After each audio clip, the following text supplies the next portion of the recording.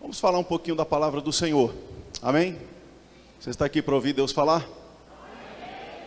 Que bom.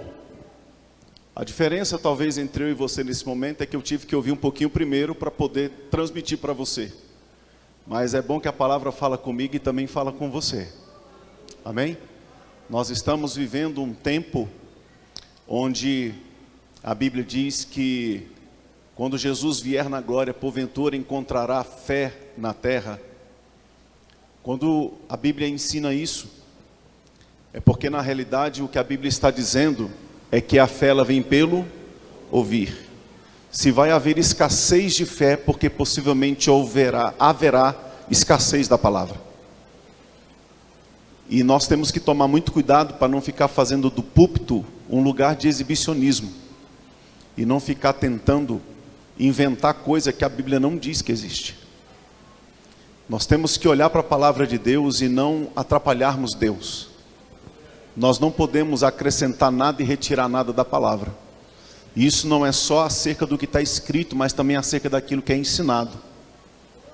Quando nós olhamos os tempos atuais, nós estamos vivendo aparentemente um momento onde muitos desafios estão diante da igreja.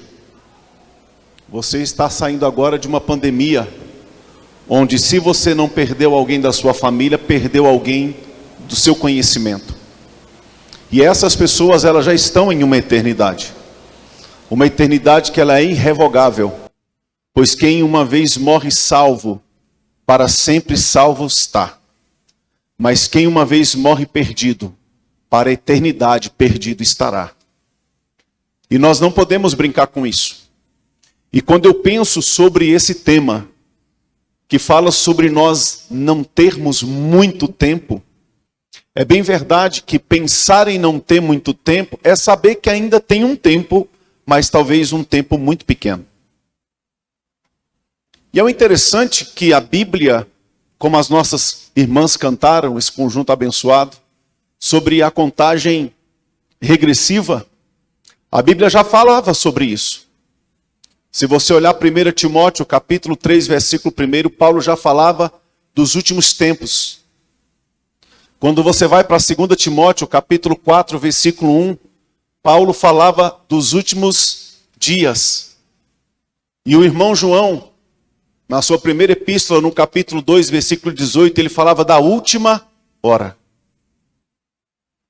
E quando a gente para olhar últimos tempos, últimos dias e a última hora, nós estamos de fato em uma contagem regressiva e que eu não sei se o culto termina aqui hoje.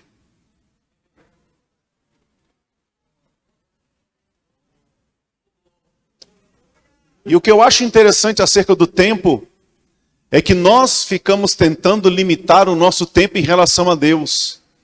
E a Bíblia diz, não te apresses em sair da presença do Senhor. Eu acho interessante algumas pessoas que vêm para o culto e depois elas ficam reclamando que o culto demorou demais para terminar. Como que se o tempo dela para Deus fosse um tempo de esmola. Como que se Deus é que fosse o beneficiado por tê-la no culto. Faz um cálculo comigo, se você fosse assistir uma partida de futebol, o primeiro tempo é 45 minutos. Intervalo de 15 minutos, 1 hora. Com mais 45 minutos, 1 hora e 45. Sim? Suponhamos que essa partida termine empatada e é num campeonato onde tem a prorrogação. Aumenta 15 minutos no primeiro tempo, 5 minutos de intervalo, mais 15 minutos no segundo tempo. Um jogo que era para terminar com 1 hora e 45 minutos, já está indo para mais de 2 horas. Aí termina ainda empatado na prorrogação. Pelo regulamento, agora vai para os pênaltis. Qual é o fanático por futebol que assiste o primeiro tempo, espera o intervalo, assiste o segundo tempo, porque terminou 0-0, desliga a televisão e diz, não assisto mais porque já acabou o tempo no meu relógio. Eu não conheço ninguém, senhores. Agora no culto, se passar 5 minutos, já levanta e vai embora e diz que o Espírito de Deus não habita mais porque não cumpriu o horário. Fique tranquilo, nós vamos terminar na hora hoje. Não estou preparando você para virar vigília. Mas é só para você entender como é que nós já estamos vivendo a última hora. Muitas pessoas, elas não estão mais tendo prazer de se derramar na presença do Senhor. E quando a gente fala de última hora, e quando a gente fala da exiguidade do tempo, quando a gente fala da brevidade do tempo, quando a gente fala de um tempo em que ele é muito curto para a gente, é claro que esse tempo curto, a Bíblia nos remete a uma comparação, a uma analogia com aquilo que é a eternidade. Falta um poucochinho de tempo para que um dia nós possamos ver o nosso mestre face a face. Um dia uma pessoa virou para mim e disse: o inferno é aqui, porque aqui a gente sofre. Eu disse: é verdade. O inferno é aqui para o salvo. E aqui você sofre, você chora, passa problema, enfrenta enfermidade, recebe má notícia, alguém da sua família morre, você corre o risco de ficar desempregado, bater o carro, sofrer um acidente, pegar uma enfermidade, ou a enfermidade pegar você. Realmente aqui para a gente é como se fosse um inferno. É um lugar muito complicado de se viver. Mas aqui para o perdido é um céu. Aqui ele se alegra, sorri, ele pula, ele dança, ele faz festa. Mas vai chegar um dia, queridos, onde o negócio vai virar. E na eternidade, aqueles que aqui passaram como que por muito sofrimento, quase que parecido com o sofrimento no inferno, eles vão se alegrar para sempre no Senhor. E aqueles que aqui andaram fazendo muita festa, vão estar em sofrimento eterno. Eu quero ler um texto para você, mas antes de ler esse texto, eu preciso contextualizar você. Sempre que falamos nos últimos tempos, nós falamos de algumas mensagens que elas têm uma conotação escatológica. E a palavra escatologia, ela vem da junção de duas palavras no grego, eschatos e logia, ou logos. A palavra logos significa palavra, estudo, sistema organizado de ideias, isso é logos. E a palavra eschatos quer dizer fim, final. Então, quando nós estudamos escatologia, nós podemos, pela palavra de Deus, vislumbrarmos aquilo que Deus já disse que aconteceria e que eu e você não vamos mudar os acontecimentos de Deus. E eu encontro algumas pessoas dizendo: se eu não posso mudar aquilo que na Bíblia já está escrito, não tem sentido eu ser crente. Sim, tem sentido você crente, porque você não pode mudar o que está escrito, mas você pode escolher de que lado da escritura você vai estar. Você não vai mudar que vai haver um arrebatamento, você não vai mudar que vai haver uma tribulação, você não vai mudar que vai haver um sofrimento eterno, você não vai mudar que vai haver uma eternidade com Deus e uma eternidade sem Deus, mas você pode decidir em que lado da escritura você vai estar. E quando nós olhamos para a escatologia bíblica, nós temos que tomar um certo cuidado, especialmente com o livro do Apocalipse. Porque o livro do Apocalipse, ele é um livro que o próprio João, no capítulo 1, ele diz: escreve as coisas que vistes, que são e as que hão de acontecer. Portanto, o livro de Apocalipse, ele trabalha dentro da linha do tempo, nos três tempos que nós conhecemos: passado, presente e futuro. Diga: passado, presente e futuro. Era verdade que João, quando ele escreveu o Apocalipse, aquilo que João falava como um presente para ele, um momento presente para ele, para nós hoje é passado. Mas João falava de um passado que na época dele já estava contido nas Escrituras. Ele falava das profecias, ele falava daquilo que Daniel havia falado, havia apontado, ele falava naquilo que os profetas menores, naquilo que Ezequiel havia apontado, em palavras escatológicas que aconteceriam, mas ele também falava de um contexto presente, tanto é que quando ele vai falar de Jesus, ele se refere a Jesus como aquele que tem os cabelos brancos como a neve, os olhos como chamas de fogo, seus pés como de latão reluzente, o seu rosto brilhava mais do que o sol à plena luz do dia. No seu peito tinha uma couraça de ouro. As pedras que representavam as tribos de Israel, que davam a ele autoridade sobre todo o seu povo. Ele olhava e ele via o próprio Cristo ressurreto. E o interessante é que no capítulo 1 ele vai falar sobre a contextualização do seu tempo. E ele vai mostrar para aquelas pessoas daquela época que o Apocalipse que ele estaria revelando não era um livro apenas para falar sobre algo preocupante, mas era um livro que falaria de consolo. No capítulo 2 e capítulo 3 de Apocalipse nós temos a revelação do Senhor às igrejas. Entendendo que a revelação do Senhor não é apenas a uma igreja, mas quando nós olhamos as 7 cartas, a igreja de Éfeso, Esmirna, Sardes, Pérgamo, Filadélfia, Laodiceia e Tiatira. Quando nós olhamos essas 7 cartas, nós temos ali uma mensagem e uma informação para a igreja da atualidade. Eu não posso olhar a igreja de Éfeso e achar que era um problema de Éfeso. Eu preciso olhar a igreja de Éfeso e entender que alguns sintomas daquela igreja possivelmente estão hoje presentes na atualidade. Porque quando o Senhor fala, Ele não fala só com um povo. Quando o Senhor fala, Ele não fala com uma igreja de apenas um lugar. Ele fala com o seu povo, Ele fala com o seu rebanho. Ele fala com a igreja no setor Penorte, Ele fala com a igreja na Bahia, Ele fala com a igreja lá no Rio Grande do Norte, Ele fala com a igreja no Brasil, Ele fala com a igreja no mundo. Ele olha, Ele não vê denominações, Ele vê o seu povo na terra. Então, quando eu leio as cartas às 7 igrejas, na realidade eu estou lendo 7 partes de uma única carta, que é a mensagem que Ele traz para nós hoje. E em uma dessas cartas, especialmente a igreja de Sardes, ele manda a igreja tomar cuidado. Ele fala para a igreja estar atenta.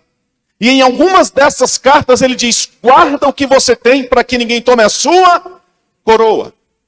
Quando nós pensamos na brevidade do tempo, nós pensamos em um momento onde parece que não dá para arrumar mais muita coisa. Se você sabe que o culto começa às 19 horas, e você sabe que você precisa estar na igreja às 19 horas. Quando der 18h30, você já sabe que não dá para fazer mais nada, a não ser entrar no teu carro e vir para a igreja. Se banhou, banhou, se comeu, comeu, se deu para arrumar o cabelo, arrumou, se deu para ajeitar alguma coisa, ajeitou, se deu para organizar a casa, organizou, se não deu, não deu e acabou, entra no carro e vai embora. É assim ou não é? Agora o interessante é que a igreja, ela não é convidada para viver uma vida de qualidade na última hora. Nem no último dia, nem nos últimos tempos. O Senhor convida a igreja para viver um tempo de qualidade enquanto vida ela tiver nessa terra. Talvez seja essa a razão do porquê Ele não disse nem o dia nem a hora. Eu acho que o Senhor pensou assim, vai ter um povo na terra chamado brasileiro, que corre o risco de deixar tudo para a última hora.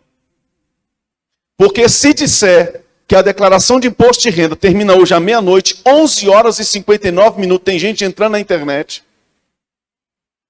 Aí Deus olhou e disse, quer saber de uma coisa? Para não correr risco, eu não vou dizer nem o dia nem a hora, porque o que vai ter gente indo para a igreja, faltando 2 minutos para querer acertar a vida. Por isso que Deus não trabalha com interesseiros. Deus trabalha com interessados em salvação.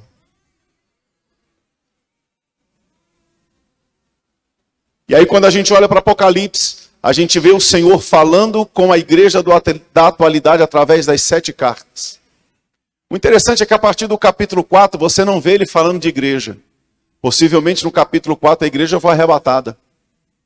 No capítulo 5, você já vê o Senhor sendo glorificado. E você vê João contemplando a abertura dos selos. E quando João começa a contemplar a abertura dos selos, muitas catástrofes começam a acontecer. 7 trombetas, 7 taças, 7 selos, 7 flagelos, 3 ais, 2 bestas, o anticristo, o falso profeta. A terça parte das estrelas cai, a terça parte do sol escurece, a terça parte das águas salgadas apodrece e morre os peixes, a terça parte das águas doces apodrecem, se tornam amargas e morrem os peixes, a terça parte de toda a porção da terra pega fogo e acaba com tudo. Estrelas enormes do peso de 1 talento caem do céu sobre as pessoas. A Bíblia diz que essas pessoas elas vão procurar a morte e a morte vai fugir delas. A Bíblia diz que elas estarão correndo para os montes e se encostando nas ribanceiras e dizendo, monte cai sobre nós, mas a Bíblia diz que até a morte vai fugir delas. E quando nós olhamos para isso, me impressiona, abra sua Bíblia no capítulo de número 17.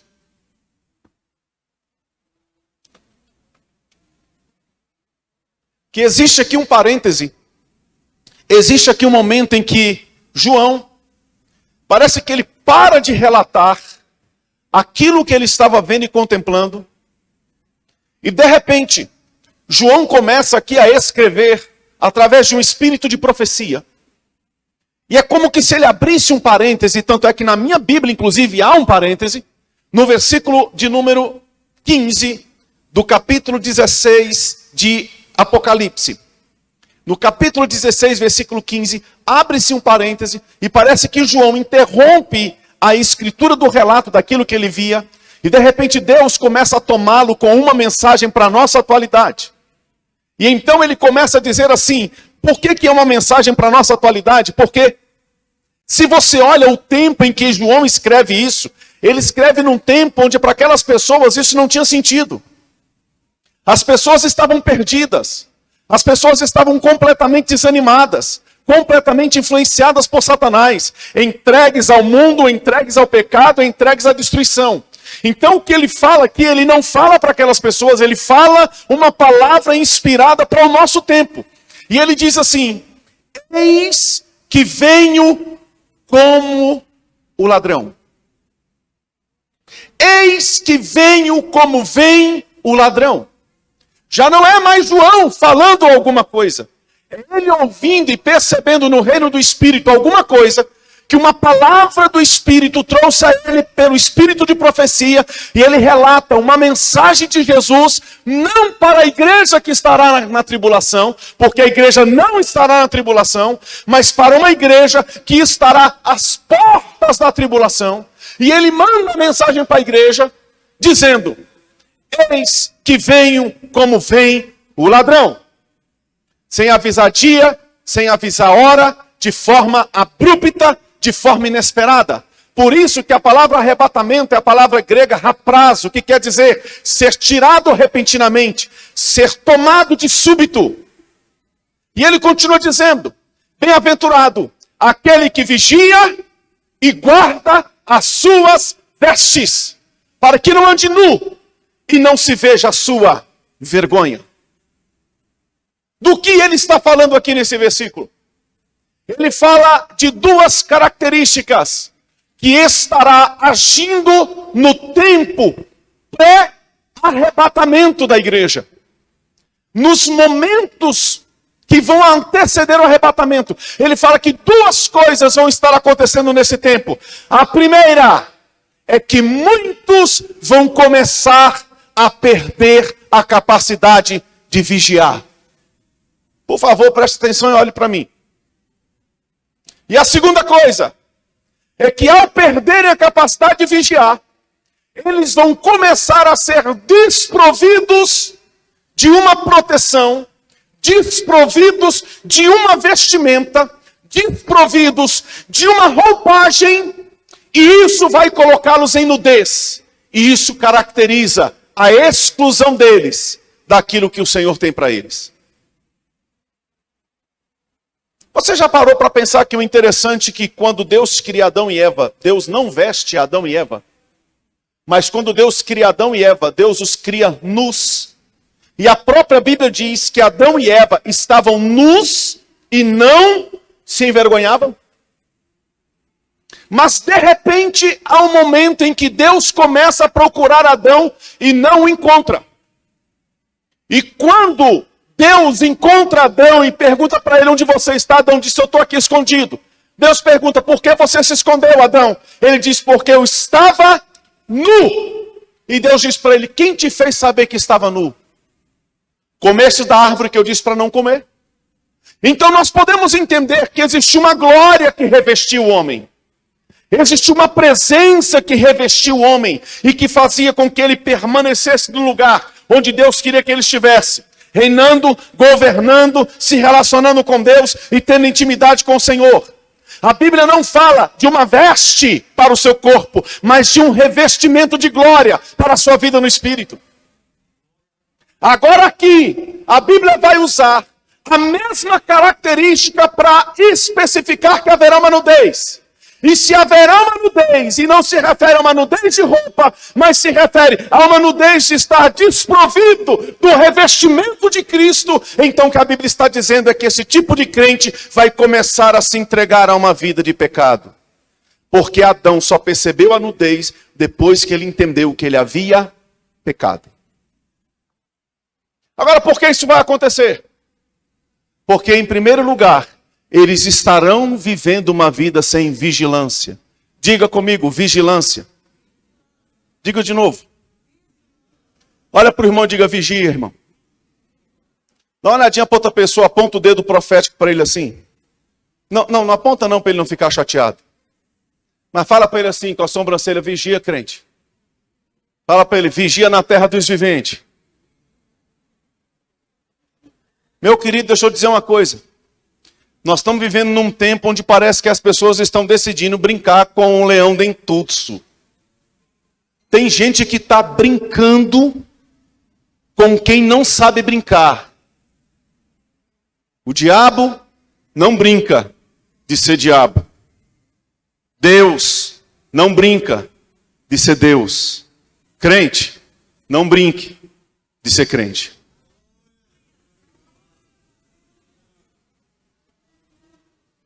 Eu nunca vi tanto crente sem vigilância na internet como nesses últimos tempos. Fala muita coisa, não sabe o que fala e depois se perguntar ele não lembra o que falou. Acha que tem um martelo e tribunal para falar tudo, dizer de tudo. Vai para o YouTube falar bobagem. Vai para o Facebook falar bobagem. Vai para o Instagram falar bobagem. Vai tirar fotinha de selfie para se autopromover. Eu acho que está num tempo em que nós começamos e precisamos voltar a manter uma vida de vigilância. Vamos começar a colocar os olhos sobre a nossa vida, porque a Bíblia diz que aquele que pensa que está de pé, cuidado para não cair. O interessante é que a Bíblia não me manda julgar o outro, mas me manda julgar a mim mesmo. A Bíblia diz que eu não posso tirar o cisco do olho do outro se eu tenho uma trave atravessada na minha face. Eu não estou aqui para trazer condenação para a tua vida, mas eu estou aqui para dizer uma coisa para você, crente. Vigia. Vigia com o que tu posta. Vigia com a foto que tu tira. Vigia no lugar que tu frequenta. Vigia os grupos de WhatsApp que tu faz parte. Vigia com aquela fotinha que você compartilha. Aqueles memes que você gosta de mandar para alguém. Uns videozinhos que você gosta de ficar achando graça. Vigia com a internet. Vigia com o site. Vigia com a senha do teu celular. Vigia com o teu relacionamento, vigia com o teu namoro, vigia com as tuas finanças, vigia com o jeito que você dirige seu carro. Quem está perdendo a vigilância, irmão? Você tem que andar ligado, irmão, vigiando. Você já viu aqueles camaradas do carro forte? Na hora que vai trocar o caixa eletrônico de algum lugar, ou vai repor dinheiro, ou vai pegar dinheiro, ele já desce um com a 12 grandona, já para assim, já começa a olhar. Olha para você assim, você fica constrangido. Jesus, me cobre com teu sangue. Se eu tenho cara de bandido, muda ela agora, Jesus. Já desce o outro também, já com a mão aqui, e o outro vai com o malote andando rápido. O que é isso? Vigilância! Você olhou e viu alguma coisa que mexeu com você? Não pense que porque você olhou uma vez tem que ficar mantendo os olhos. Não brinque com a carne porque a carne não presta. Não brinque com o diabo porque o diabo não sabe brincar, irmão. Não subestime o seu limite. Quando a mulher foi mexer com José, e eu acredito muito numa mensagem que um dia eu ouvi de Abílio Santana, ele disse assim, irmão, se a mulher na casa dela já estava querendo arrancar a roupa de José, como é que a endemoniada não estava então? O que o José fez quando ele olhou aquilo? Não, irmã, misericórdia, o sangue de Jesus tem poder. Fica aqui, eu fico aqui, tá tudo bem, a gente continua amigo, mandando WhatsApp um pro outro, mas tá tudo na paz. Foi isso? Perna para que te quero, Jesus, porque te ame, ó. Aí Paulo, depois, escrevendo Gálatas e Efésios, ele vai nos ensinar qual foi a ideia de José. Ele diz assim, fugir da prostituição. O interessante é que a Bíblia manda você resistir o diabo, mas não manda você resistir à tentação. Manda você fugir. Fuja! Ah, porque eu estou no meu ambiente de trabalho, aquele irmão ou aquele homem, ele é tão carinhoso, ele é tão educado comigo. É laço, filha, chuta, é macumba gospel. É demônio. Ai, aquela irmã, aquela moça que trabalha lá. Querido, é diabo de saia. Manda embora. Vigia. Vigia. Vigia com as musiquinhas que você gosta de ouvir. Vigia com o negócio do sertanejo universitário. Vigia com aqueles negocinhos lá do teu Spotify que só você tem a senha. Vigia. Eu não entendo. Desculpa, irmão, em nome de Jesus. Eu não sei se eu volto, então tenho que largar tudo aqui hoje.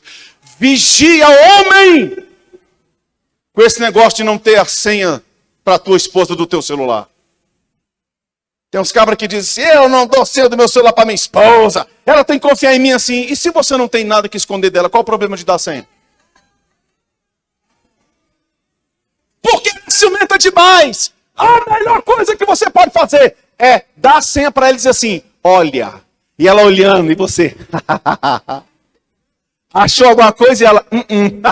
Continua procurando. Se não tem o que temer, não tem por que esconder. Não, eu não dou a senha do meu celular para o meu marido, não. Por quê? Está escondendo alguma coisa? Está tirando a foto com a alcinha gospel baixada? É porque está generosa demais com alguém? É porque está começando a gostar de ser chamada de querida no trabalho por um homem que não tem nada a ver com você? É porque o cheiro de alguém, a voz de alguém já mexe com você e quando esse alguém não está no trabalho, parece que o seu dia está incompleto porque esse alguém faltou no teu trabalho. Ah, mas é porque eu estou vivendo uma crise no meu casamento. E desde quando crise é justificativa para não vigiar? Jesus estava tendo uma crise de fome no deserto. Quando Satanás disse, pega a pedra, transforma em pão, se és filho de Deus. Ele disse, está escrito, nem só de pão vive o homem vive da palavra que sai da boca do meu Pai. Mas Jesus, o caminho para a cruz vai ser difícil. Rapidinho, dobra o joelho, me adora, tudo te dou. Está escrito, somente ao Senhor teu Deus adorarás e somente a Ele prestarás culto. Mas Jesus não tem problema, lance-te daqui abaixo, está tudo resolvido. Não vou tentar o Senhor, meu Deus. Por que isso? Porque aprendeu a viver uma vida de vigilância. Vida de vigilância. Não conversa com o sexo oposto, botando a mão o tempo todo. Graças a Deus pelo distanciamento social. Está fazendo muitos irmãozinhos se converter. Porque tem umas mãos bobas que só sabem conversar com os outros tocando. Dá vontade de perguntar, irmão, você é cego? Você é cego, irmão. Eu vou orar para você ser curado agora. Pastorei uma igreja que tinha na portaria um diácono, grandão. E tinha um outro, que não era muito convertido. E um dia o diácono grandão parou na porta da igreja e foi no estacionamento estacionar o carro e a esposa desceu. E o irmão estava aqui olhando para dentro da igreja. Quando ele olha e vê a esposa do diácono grandão, que foi lá deixar o carro no estacionamento, chegar, ele olha e diz, irmã, a irmã está sensacional. Rapaz, quando ele terminou de falar isso, quem é que chega? A montanha do Sinai. A arca de Noé. O Golias derrubado. Só pegou no ombro da coitada da irmã, botou para trás, virou pro diácono na portaria e disse, eu, irmão, como é que eu estou hoje? Rapaz, tá faltando uns cabras desses mais dentro da igreja. Para pegar o celular da esposa e dizer, ei, irmão, você está querendo aconselhamento com a minha esposa para falar comigo. Vamos marcar para nós emendar os bigodes e conversar cara a cara.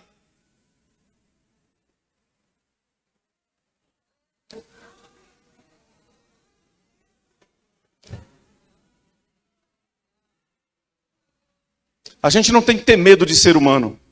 A gente não precisa ter medo de sexo oposto. Mas a gente tem que aprender a respeitar sexo oposto. Paulo dizia, as mais novas do que eu são como minhas filhas. As da mesma idade que eu são como minhas irmãs. As mais velhas do que eu são como minhas mães e vós. É assim que eu trato as mulheres da igreja. A palavra é vigia. A palavra vigia é uma palavra que tem que ser tão usada para esse tempo, que eu quero meditar com você rapidamente num texto da Bíblia, e que eu tenho percebido que esse texto ele pode estar sendo mal interpretado e por isso está sendo pregado de uma forma equivocada. Eu quero ler esse texto para você. Mateus capítulo 25.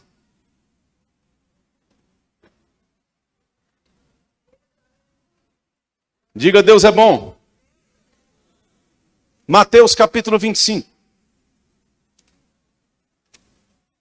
O meu irmão do telão já colocou lá, se você quiser, pode só acompanhar a leitura, a gente vai acompanhar o que está no telão. Olha só o que diz a Bíblia. Então, o reino dos céus será semelhante a quantas virgens? 10 virgens.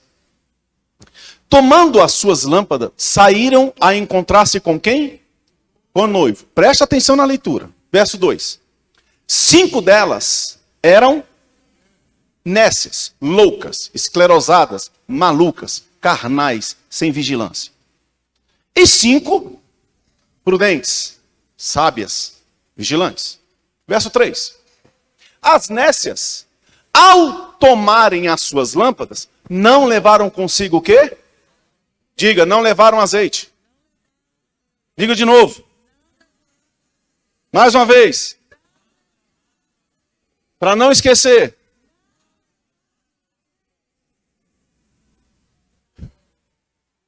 Não levaram azeite nas vasilhas. No entanto, as prudentes, além das lâmpadas, levaram azeite nas vasilhas. E tardando o noivo, todas foram tomadas de quê? Quantas dormiram? Quantas adormeceram? Todas são quantas? Então as 10 dormiram? As 10 adormeceram? As 10 estavam dormindo. E olha o que diz a Bíblia no verso 6. À meia-noite, ouviu-se um grito. Eis o noivo, saía ao seu encontro. Verso 7. Então, se levantaram quem? Só as 5 nécias? Só as 5 prudentes? Não. Se levantaram quem? Todas as 10 que estavam dormindo foram acordadas pelo grito e todas as 10 se levantaram.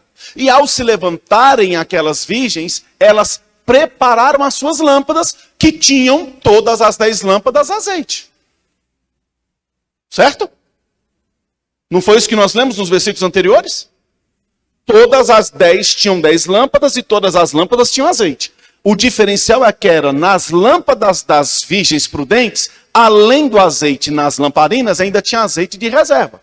Mas das loucas só tinha azeite na lâmpada, não tinha na reserva. Certo até aqui? Tudo bem até aqui? Você está me acompanhando? Diga amém. As nécias então disseram às prudentes: dai-nos do vosso azeite, não do da lâmpada, mas do azeite da reserva. Para quê? Porque as nossas lâmpadas estão começando a se apagar. E a gente precisa fazer a reposição do azeite da lâmpada. Presta atenção. Eu não estou pregando, estou interpretando o texto. E eu já percebi que alguns problemas de pregação não é de Bíblia, é de interpretação. É no português. Nós só estamos interpretando o texto aqui até agora. Aí o versículo 9 diz: mas as prudentes disseram, responderam a elas: não, para que não falte o nosso azeite e também o seu azeite. Então, se eu pegar da minha reserva e dar para você, eu vou te abastecer agora. O meu também está acabando, porque nós estamos andando no mesmo tempo. Então, eu também vou colocar no meu. Mas se a caminhada for mais longa, acaba o teu e acaba o meu. Porque a minha reserva só é bom para mim. Eu não posso dividir ela com você. Vai acabar para nós duas. Esse é o raciocínio do texto. Aí o versículo 9 diz: ide antes aos que vendem e comprai. Então, tinha tempo para vender? Tinha tempo para comprar? E elas de madrugada foram ao 10. E saindo elas para comprar, o que aconteceu? Chegou o noivo. Então elas foram. Ai meu Deus, vamos no Atacadão Oliveira 24 horas. Vamos lá comprar azeite. E elas foram. Só que enquanto elas foram, quem chegou? O noivo. Escuta. Quando elas foram comprar azeite, quem chegou? O noivo. O restante do versículo diz: e as que estavam apercebidas, isso quer dizer, aquelas que tinham azeite na lâmpada e o brilho da candeia, mas tinham azeite de reserva, eram as apercebidas. Elas então entraram nas bodas, isso quer dizer, entraram no casamento. Continua. E fechou-se quem? A porta. 5 estão aonde? As doidas, as nércias. Foram no Atacadão Oliveira. Fazer o quê? Comprar. Compraram. Compraram. Tanto é que voltaram. Olha lá o que diz a Bíblia. Mais tarde chegou quem? Me ajuda a pregar. Mais tarde chegou quem?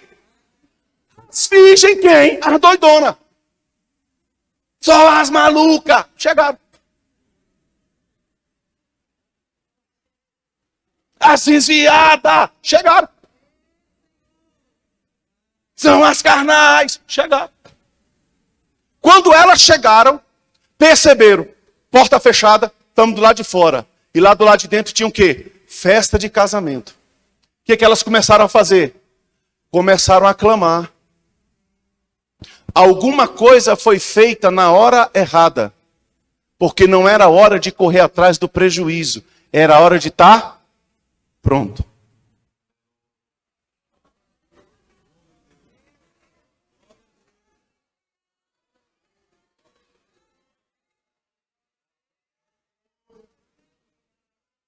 Senhor! Senhor! Olha de que chamava ele. Senhor! Oh Deus! Oh poderoso, lembra de mim? Eu expulsei. Eu orei.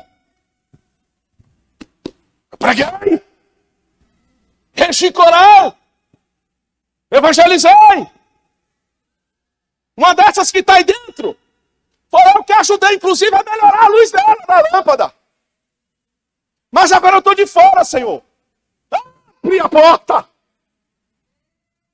Olha só o que diz o versículo seguinte. Mas ele respondeu, em verdade. Eu digo uma coisa para você, não precisava nem dizer em verdade. Só dele falar já era verdade. Mas ele ainda diz, eu que sou a verdade, vou te dizer uma verdade. Eu não te conheço. Meu Deus. 13. Vigiai, pois, porque não sabeis o dia e nem a hora. O que a gente aprende nesse texto? Em primeiro lugar, o que esse texto não fala? Primeiro, ele não fala que as 5 virgens que foram para o casamento é a igreja.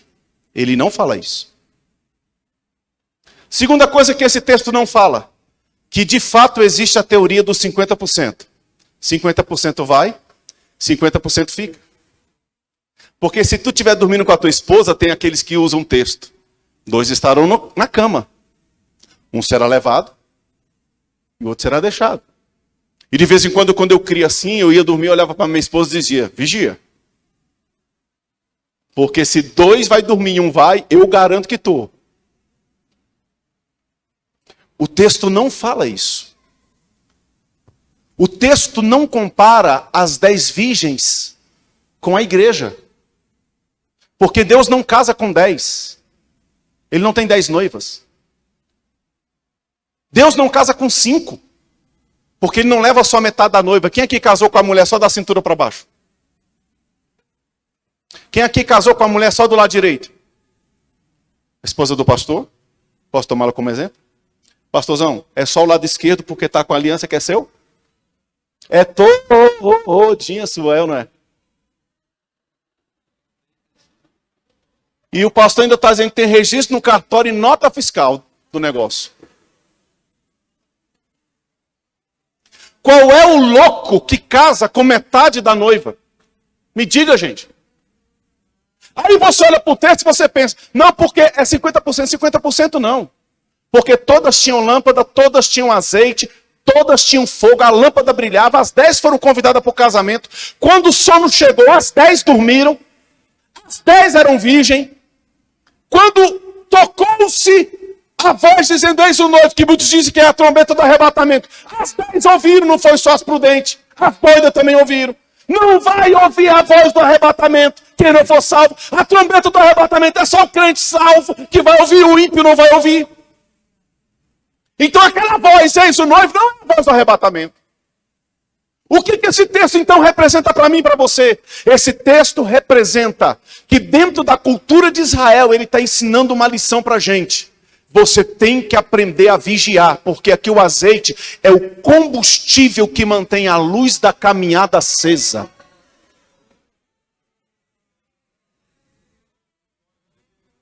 O interessante é que o noivo voltou à meia-noite. A ideia era, não tem hora para voltar e pode ser que volte de noite, mas ele tem que encontrar você com a tua luz brilhando. Para você não se perder no caminho. Para você não desanimar na jornada. Para você de repente não ir para um lugar que não é o lugar que ele tem para você. Essas 10 virgens, elas não representam a igreja, elas nos dão uma lição para a igreja. E qual é a lição que ela dá para a igreja? Vigia, porque você não sabe quanto tempo você ainda tem que caminhar, mas ter azeite de prontidão para iluminar o caminho, porque lâmpada para os meus pés é a tua palavra e luz para o meu caminho. Quanto mais disso você tiver para manter uma vida de vigilância, quem vigia não é crente só 5 anos, é 5, 10, 15, 20, 30, 40, 50, 60, 70, 100, 200 anos. Se vivesse 1000 anos na terra, era 1000 anos servindo Jesus. Eu fico indignado com os crentes de mais de certa idade de evangelho, que vê um novo convertido alegre, pulando na igreja. Ele fica olhando dizendo, eita, aqui eu também já fui assim. Quer ver daqui a 15 anos como é que vai estar? É uma nécia louca falando. Porque já perdeu o azeite. Para que azeite? Já basta carregar isso aqui, ainda vou ficar carregando peso de reserva, não sei quanto tempo ainda vai demorar. Para que eu ainda vou ficar me esforçando tanto? Vamos viver aqui no superficial, vamos viver aqui no agora, no fast food gospel, no drive-thru do Evangelho Santo. É rapidinho, a gente está aqui, daqui a pouco vai para casa. Não tem problema não, crente dá glória e na igreja e grita gol mais alto do que dá glória na igreja e está tudo bem. Está tudo em paz. Sabe o que é isso? Falta de azeite, de vigilância. Falta de você dizer, como disse Caleb, ei, se passou 40 anos. Eu tinha 45, agora tenho 85, mas estou hoje como naquele dia. Não é tempo de evangelho que faz você perder a graça do evangelho. O que faz crente perder a graça do evangelho é vida de brincadeira de ser crente. Hoje senta aqui, amanhã senta ali, depois no terceiro, no quinto, no sétimo, no último, em pé na porta, no estacionamento, olhando o carro quando você procura, não está mais na igreja. O que é isso? Perdendo azeite da vigilância, da prudência, de uma vida atenta, de uma vida sem se misturar com o pecado, se misturar com o mundo, mas consagrada a Deus, dedicada ao Senhor. Uma vida onde você decide abrir mão do mundo, mas não abre mão do seu Jesus.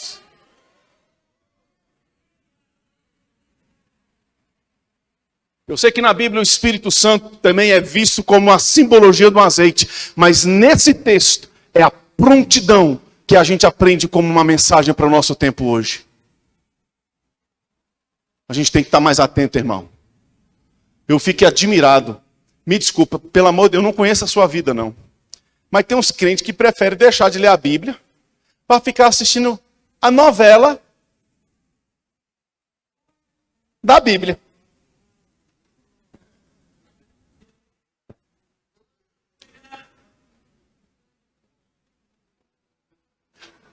Ó, irmão, eu não tive na doutrina. Pastor, estava no monte com Moisés. Não podia perder, pastor. Eu estava lá e pastor, como eu tenho crescido aprendendo a Bíblia na novela da Record. Que vergonha. Que vergonha. Que vergonha. Que vergonha. Que vergonha quando eu vejo um crente fugindo dos testemunhos de Jeová. Alguém bate na porta, ele olha no domingo de manhã pela fresta da janela. Jesus, me cobre quando Jesus. Pai,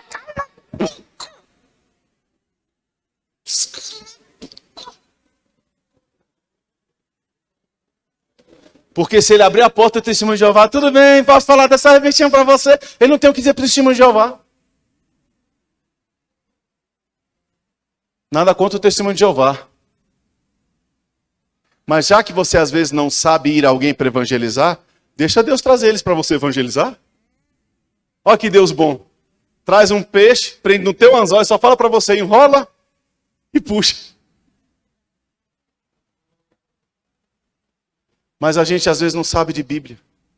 A gente olha para a nossa criança e fala assim, fala bem inglês. Menino com 8 anos já sabe de tudo de matemática. Mas Bíblia? Não pode ler muito a Bíblia não, porque a Bíblia é difícil. Difícil o quê? É o único livro que você lê tendo na sua companhia a presença do autor e inspirador que fez o livro. Como é que você não vai aprender um livro desse, irmão? Olha para o irmãozinho do teu lado e diga, vigia, crente. Vigia com o que tu fala. Vigia com o que tu faz. Vigia para onde tu olha. Vigia com a tua boca. Vigia com teus ouvidos. Vigia com teu coração. Sabe o que é, pastor? Dentro da igreja não tem muita moça, não. Até porque as que tem é muito exigente. Deixar virar 40tona solteira. Mas lá no meu trabalho tem uma menina que é uma benção, pastor. É crente, irmão? É não, pastor. Eu acho que até ela só não sabe que ela é, pastor. Eu vou namorar com ela, vou ganhar ela para Jesus.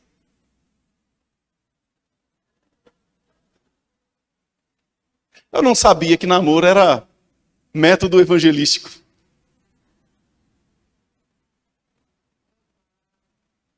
E tem umas moças que também faz isso. Pastor, o rapaz é uma benção. É crente? Pastor, não é não. Mas ele é melhor do que muitos que eu conheço. Aí você mesmo se condena, porque você deveria pensar assim, rapaz, se na minha concepção, dentro da igreja está difícil, é fora que eu vou achar? Você não entende que é uma questão de inteligência? Não é nem do Espírito Santo, não. Desceu o Espírito Santo, eita que eu falo contigo. Não precisa disso, não. É só ser inteligente para pensar. Se dentro da igreja eu já acho que está difícil, será que é lá fora que vai estar fácil? Ou você acha que o diabo vai atrair você com o quê? Com carniça ou com filé mignon? Agora, na hora que você chegar em casa e tirar a embalagem da Boticário, tu vai ver a carniça que está no perfume, filho. Você acha que o diabo é besta? Ele não, ele derrubou, foi Adão e Eva, que nem pecado tinha. E a gente vai ficar dando anistia para ele, vai ficar dando mole para ele, vai ficar vivendo uma vida sem vigilância. Não é isso que a Bíblia ensina. Jesus disse, olhai, orai e vigiai. Porque o espírito está pronto, mas com a carne você não brinca.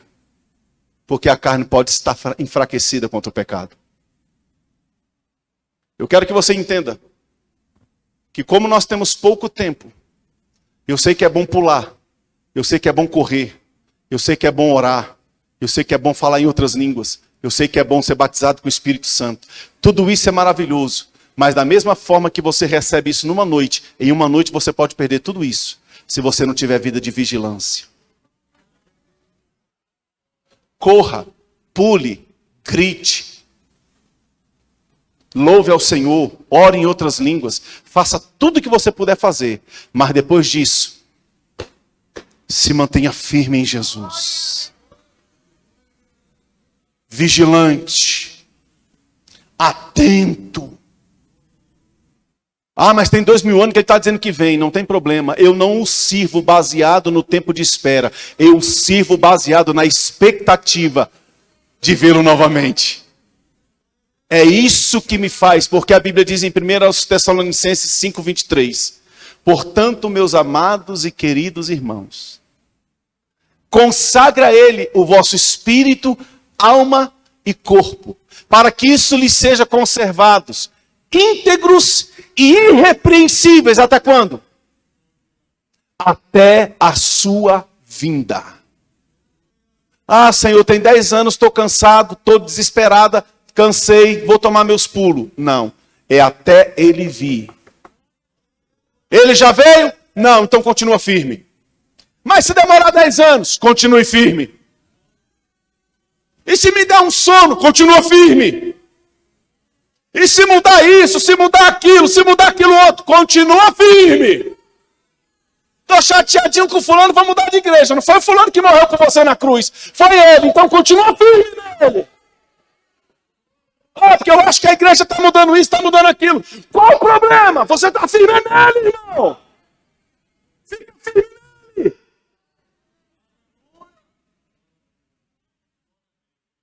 Então já parou para pensar? Eu viajo para um monte de agenda, fico 20 dias fora, aí a minha esposa em casa, de repente eu chego na sala da minha casa, olha o cara sentado. Ô macho, quem é você? Eu sou reserva. Reserva de quem, Satanás? Demônio de causa. Aí a minha esposa vem. Não, porque eu cansei de esperar você. Arrumei outro. Ah, que lindo.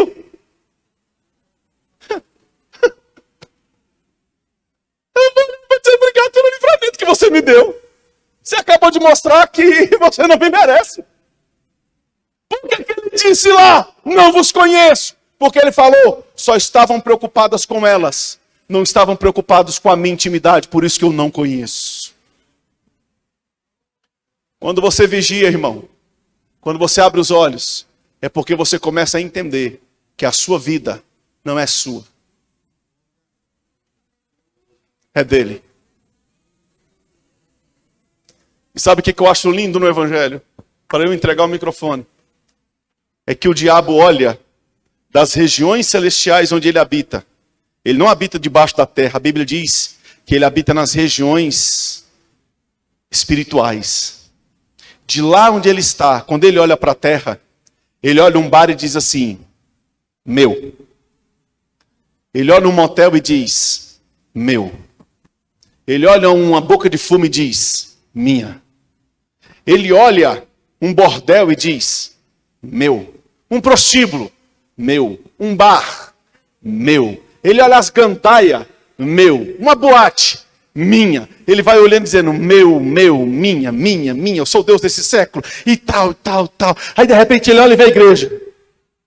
Aí ele diz,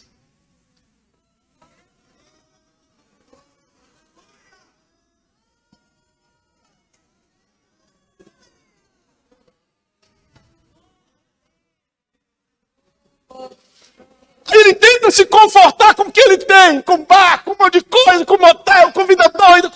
Mas ele olha a igreja e ele não pode dizer minha, ele tem que dizer.